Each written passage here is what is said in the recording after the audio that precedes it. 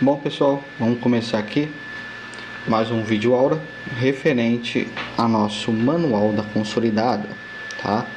O manual da consolidada, ele é um manual que ele vai trazer todos os campos envolvendo a nossa NR35. E ele também vai ter o anexo 1 e o anexo 2, tá? Que são os anexos referente a acesso por codas, tá? Então aqui a gente vai encontrar essas informações também. Primeiramente, vamos ver alguns conceitos básicos desse manual. Vamos começar a falar um pouco sobre alguns itens particulares que a gente encontra nesse manual. Aqui embaixo, ele vai começar a falar referente aos cintos de segurança e também sobre alguns equipamentos para trabalho em altura, tá? Primeiramente eu vou falar um pouco sobre o cinto. O cinto de segurança, esse modelo aqui que está aqui na imagem, que é o modelo que a norma reconhece, o modelo que a norma pede que seja utilizado, que é o tipo paraquedista, certo? Tipo paraquedista, mas o que seria um tipo paraquedista e quais são as características de um cinto tipo paraquedista? Primeiramente, quando eu falo do cinto tipo paraquedista, eu estou me referindo a um modelo de cinto na qual ele possui um ponto de aperto na linha da cintura, pernas e o tronco, tá?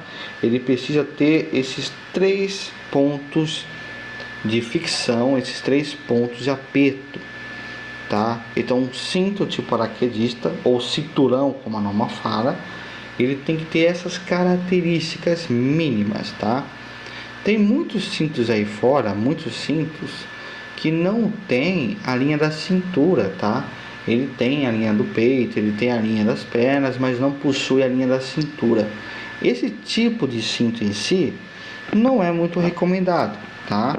Mas infelizmente é um cinto que o pessoal utiliza muito aí fora no ambiente de trabalho, tá? E esse tipo de cinto que não tem o ponto de aperto na linha da cintura é um cinto que, se por acaso você ficar suspenso sobre ele, ele vai causar alguns danos ao trabalhador, tá? Então tem que tomar muito cuidado na utilização desse tipo de modelo.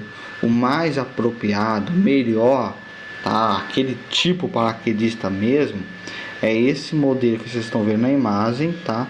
Que possui esses 3 pontos de aperto, que seria perfeito para trabalhos em altura, para que a pessoa possa ficar suspensa. Já aqui embaixo nós temos alguns exemplos de tarabates, tá? No caso aqui, um tarabate com o famoso ABS, o absorvedor de energia, que é fundamental, tá? Por que é fundamental ter?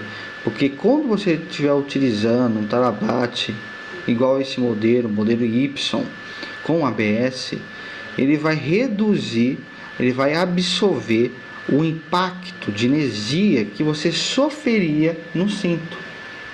Então é muito importante que vocês usem tarabate com ABS, tá? Como a norma recomenda.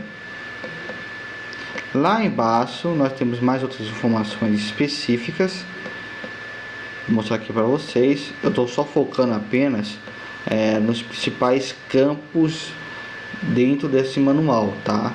Esse manual aí, como você já deve estar reparando aqui, ó, ele escreve o item da norma e faz um texto explicando o que esse item está falando, tá? Exemplo, que nem aqui é uma imagem explicando a questão da restrição de movimento, tá? Restrição de movimento é quando a pessoa fica em uma situação na qual ele não fica exposta à queda. Ele só tem uma limitação para o seu serviço apenas. Ele não fica sujeito à queda. Tem uma regra no qual somente os seus pés podem ultrapassar a queda, tá? O seu tronco não. A região do seu tronco tem que estar para dentro da edificação. Os seus pés podem ficar no lado de fora, mas o seu tronco tem que ficar no lado de dentro. Tem uma imagem demonstrativa aqui que fala um pouquinho referente a isso. Primeiramente, deixa eu falar disso aqui, ó. Aqui temos uma restrição de movimento, ó. Aqui tem uma restrição de movimento de maneira correta, impedindo que o usuário alcance os cantos, impedindo que o usuário fique sujeito à queda. Já aqui embaixo nós temos uma outra situação de restrição, só que aqui você coloca em risco. Aqui você coloca o trabalhador numa situação que ele fica sujeito à queda, que não é muito apropriado e não é o correto. Porque se você está usando esse tipo de sistema de restrição, é para não deixar que esse trabalhador fique sujeito à queda, tá? Por isso que é fundamental você estar sempre vendo a questão do comprimento, o raio de atuação, para que o trabalhador não fique nessas situações. Mais lá embaixo vai ter aqueles exemplos demonstrativos para nós, tá? Exemplo, aqui está falando sobre a questão de obstáculos, locais que pode atrapalhar ou reduzir a área de atuação do seu trabalhador, tá? No caso aqui, ó, tinha um terraço aqui, um teto de vidro ou um teto mais frágil, na qual esse trabalhador que estava fazendo sua atividade aqui acabou passando justamente nesse ponto e causando um acidente, uma queda. Então eu tenho que ficar atento também a essas partes materiais mais frágeis, que pode reduzir meu campo de atuação. Aqui já é um pouco sobre aqui que eu estava falando. Seus pés podem passar a área, mas o seu tronco tem que ficar para dentro do local de atuação. Vamos descer aqui mais para baixo, que eu quero pegar a parte referente aos elementos. Aqui, ó, aqui é um outro detalhe referente aos cintos, tá?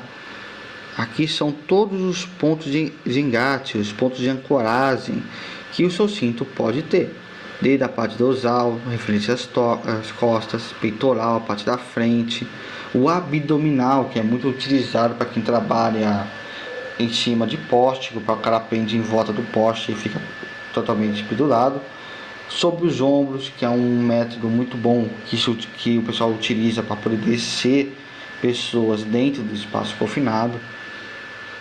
Então temos esses 4 pontos, esses 4 elementos para poder ser utilizado em um cinto tipo paraquedista, tá? Mas lá embaixo ele começa a falar já um pouco referente aos equipamentos, mas esse conteúdo aqui, ó, eu já passei para vocês sobre a questão de uso correto dos equipamentos, questões envolvendo zona livre de queda, fator de queda, tudo isso aqui eu já passei para vocês na aula anterior. Aqui, ó, nessa imagem nós temos um fator 2, tá? Na qual a pessoa está utilizando um fator de queda na linha da região dos seus pés, tá? Lembrando que é uma situação de risco, tá?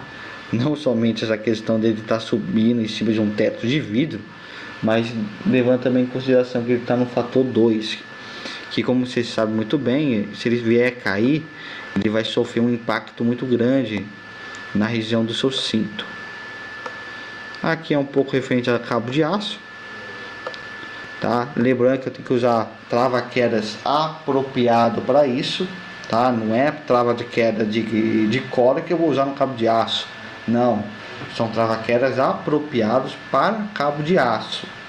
Lembrando também que eu preciso respeitar a questão de milímetros da corda, milímetros do cabo de aço, para poder ser compatível com meus equipamentos. Senão eu vou estar colocando a vida do trabalhador em risco, se ele não for compatível. Lá embaixo continua ainda falando um pouco sobre os trava-queda, os trava-bate, questão de restrição de movimento, zona livre de queda, tudo aquilo que eu já falei para vocês, tá? Que eu já mencionei, já citei na aula anterior. Agora o que eu quero mostrar aqui para vocês é um referente à corda. Qual é a corda para trabalho? Que corda que eu tenho que usar para trabalho em altura, tá? Mas antes disso, deixa eu falar um pouquinho aqui para vocês sobre acesso por cordas. No acesso por corda, a norma orienta, tá, que tem que ser usado pelo menos duas cordas, tá? Eu preciso ter um cabo de segurança. Se por acaso a corda que eu estou suspenso ele vier a se romper, a falhar, eu tenho uma corda de segurança, uma linha de vida, para poder me dar, poder estar travando, poder estar me segurando. Então a norma pede que você utilize duas cordas, tá? É fundamental que vocês utilizam duas cordas, não somente para a questão, mesmo a questão envolvendo resgate. É interessante e é importante vocês trabalhar com duas cordas, uma que você vai estar suspensa e a outra para ser seu backup, sua segurança. Aqui acima de cima para referente às cordas, qual é a corda que você tem que usar, os equipamentos, a verificação que vocês devem estar verificando para poder fazer o uso delas adequadamente. Deixa eu descer aqui embaixo aqui que eu já vou mostrar para vocês. Qual é a corda apropriada que deve ser utilizada dentro dos ambientes de trabalho. Deixa eu abrir aqui só para mais fácil. Aqui eu já consigo localizar melhor. Aqui, ó.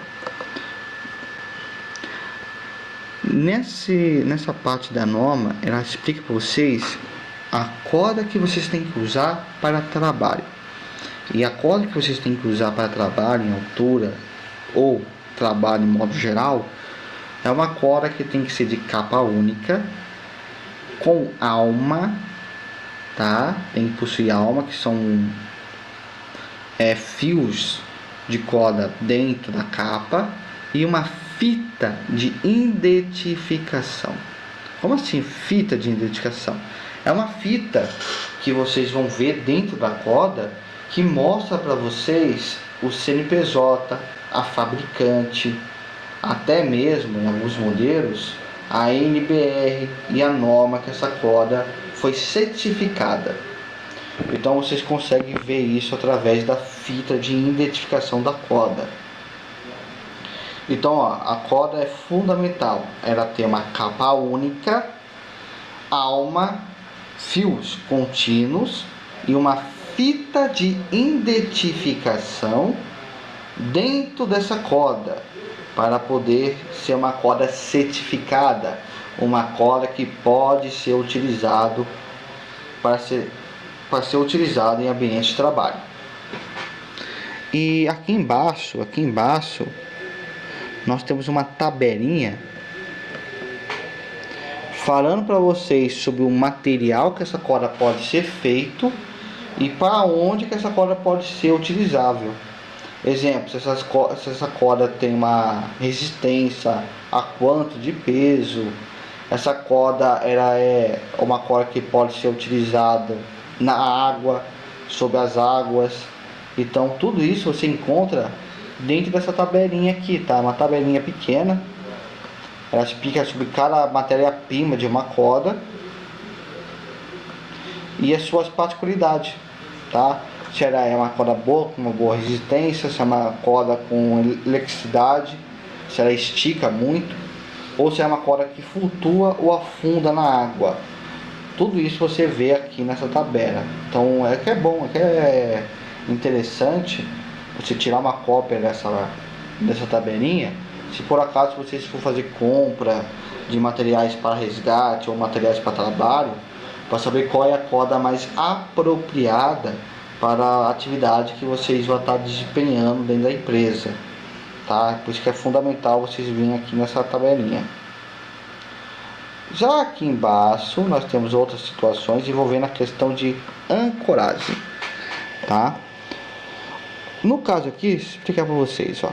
Aqui fala sobre dispositivos de ancoragem ou ancoragem estrutural, tá? Aqui fala que tem que ter NBRs, que tem que ser seguidas para poder ter esses pontos de ancoragens devidamente instalado dentro do ambiente de trabalho, tá? Então não é qualquer ponto de ancoragem, tem que ser ponto de ancoragem seguindo normas regimentadoras. E detalhe, precisam ter uma ART. Como assim ART? Uma anotação de responsabilidade técnica. Eu preciso que um engenheiro certifique para mim se esse ponto de ancoragem está devidamente instalado, tá? Isso é fundamental. Dentro de uma fiscalização do trabalho, é capaz do pessoal pedir essa documentação para saber se esses pontos de ancoragem estão devidamente instalados.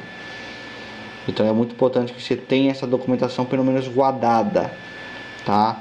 E aqui tem vários modelos, então aqui esses modelos em si que utilizam os fixadores, ancoragem, questão de revestimento, reboco, que esses equipamentos têm que estar fixados. Então é muito importante que vocês observem esse tipo de cenário. Já aqui nessa imagem nós temos alguns exemplos de dispositivos de ancoragem que podem ser utilizados na empresa, tá? Lembrando que sempre respeitando os fatores de queda, para poder garantir a maior segurança possível para meus trabalhadores. Aqui, ó. E aqui está falando sobre a questão da linha de vida, tá? Uma linha de vida feita por corda, você vai ter essa perda de força, essa perda de tensão, na qual o trabalhador pode ceder um pouco o comprimento dele em si durante uma queda, tá? Eu lembro que eu falei isso para vocês na questão de zona livre de queda, que é uma situação imprevista que pode acontecer, que pode levar o trabalhador a ter um contato no chão. Então a gente precisa estar evitando que esse tipo de situação ocorra, tá? Então é muito importante que eles tenham uma noção mais ou menos de se a corda está devidamente instalada, se está devidamente fixada, para que a gente não tenha esse tipo de problema dentro do ambiente de trabalho. Agora vou falar aqui um pouco do item 5. Esse item 5 é fundamental. Ele fala sobre a parte operacional, os procedimentos. Então vamos ler aqui o que está pedindo. O sistema de ancoragem deve ser procedimento operacional de montagem e utilização. Os procedimentos operacionais da montagem devem contemplar a montagem, a manutenção, a alteração, mudança de local e a desmontagem. Lembrando que existe aquela montagem que você faz improvisório, tá? Temporário, através de cordas. Se é um ponto de ancoragem, um sistema de ancoragem fixo através de cabos de aços ou pontos de ancoragens fixados, eu preciso ter um acompanhamento de um profissional. E a norma fala que é um profissional qualificado, tá? Podendo ser um engenheiro de segurança do trabalho, para quando se trata dos sistemas fixos, tá? Linha de cabo de aço, pontos de ancoragem, precisa ter um engenheiro. Agora, quando se trata de sistema feito por cordas temporários, aí um técnico de trabalho tendo a proficiência de montagem dessas linhas, ele pode se tornar o responsável, tá? A norma reconhece ele como um profissional qualificado em segurança, tá? Quando se trata desses equipamentos móveis, cordas, tá? Agora, quando se trata de pontos de ancoragem, quando se trata de linha de cabo de aço, eu preciso ter um engenheiro para ser o responsável e fazer uma documentação sobre essa situação, tá? Senão, eu não posso, eu como técnico, dizer que aquele ponto de ancoragem lá está devidamente instalado, tá? Eu preciso ter uma proficiência, preciso ser um engenheiro para isso e certificar ainda em meu nome através de uma ART, uma anotação de responsabilidade técnica, tá? Isso é fundamental. E essa norma aqui, tá? mais exatamente esse manual, ele é bem grande, sim, ele é grande. Só que ele é muito completo, ele tem muita informação, ele cita bastante normas de fora, tá? Para garantir o máximo de segurança possível. Aqui também vocês vão encontrar informações sobre tipos de sistemas individuais contra queda, tipo de sistemas coletivos contra queda, que no caso do manual ele chama de sistemas ativos e sistemas passivos contra quedas. Você encontra tudo aqui nesse manual, tá? É um manual muito bom. Ah, mas Oteiro, esse manual é de 2018. Ele não está desatualizado com alguns textos da 35? Sim, isso é verdade, tá? Tem alguns itens nele que são desatualizados no começo, devido à mudança que teve em 2019 na norma. Mas mesmo assim, o Ministério ainda coloca ele disponível, porque ele tem itens fundamentais, itens com fundamentos de orientação que você tem que estar seguindo, tá? Então, por esse motivo que o Ministério ainda mantém esse manual como manual da norma. Então, ele é antigo devido à atualização que teve, sim, mas os seus campos ainda são utilizáveis, tá? Então, vocês têm que levar também ele em consideração, tá? Então, pessoal, é isso que eu tenho para dizer para vocês sobre o manual. É importante que vocês vejam esse manual, se vocês for atuar muito com trabalho em altura, para vocês terem um conhecimento mais a fundo da questão normativa, da questão da norma, tá? Desejo a todo mundo aí uma boa sorte, tá? Porque hoje tem a variação da 35 para vocês fazerem. Então tem uma ótima prova aí para vocês. E até mais.